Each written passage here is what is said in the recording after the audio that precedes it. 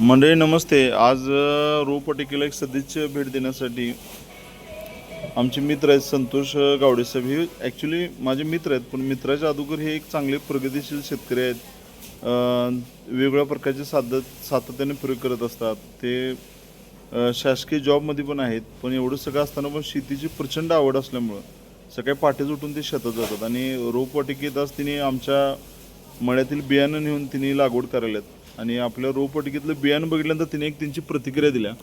ते थोडंसं आपण त्यांच्याकडनं जाणून घेऊ. आपण त्याने ऊस बघितल्यानंतर एक प्रतिक्रिया दिली आपल्याला, तर त्यांनी काय म्हणतात आपण ऐकूया. कारण आमच्यासाठी असं एक प्राऊड फील मोमेंट असतं की ज्याला शेतकरी खुश असतोय, आनंदी असतोय, तो ज्याला आमच्या म्हणजे बियाण्याबद्दल प्रतिक्रिया देतो. कारण आपल्याकडे एक म्हण आहे, शुद्ध बीजापोटी फळे रसाळ गोमटी. हे संत तुकोबारायांनी फार वर्षापूर्वी सांगितले आणि आज ते बियाणं बघितल्यानंतर त्यांची प्रतिक्रिया आपण ऐकून घ्या. सर म्हणजे सांगा सर, तुम्ही बियाणं बघितल्यानंतर तुम्हाला काय वाटते? हे जे बियाणं आहे ते अगदी रसरशीत आणि जर ह्याची जर कांडी बघितली तर एक विटाच्या पुढं आहे.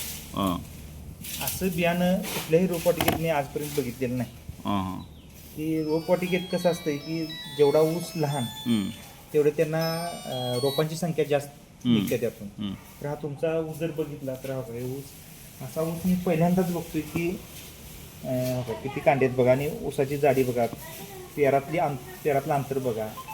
असा एकदम रसरशीत ऊस मी म्हणजे पहिल्यांदाच बघतोय.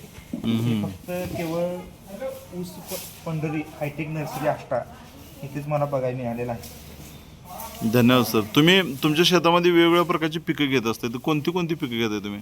मी पहिल्यांदा एक्झॉटिकमध्ये झुकिनी लावली होती. त्यानंतर मी सातत्यानं 1-2 वर्ष कोबी केलेला आहे.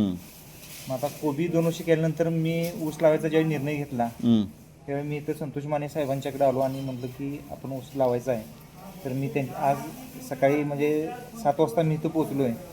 त्यांच्या म्हणजे नानांच्या बियाणे मळ्यातील दर्जेदार बियाणे नेऊनच लागण करायची. 4.5 बाय 1.5 वर लागण करायची आहे. तर मी आता ऊस तासगावला घेऊन चाललेलो आहे. धन्यवाद, थँक्यू सो मच सर.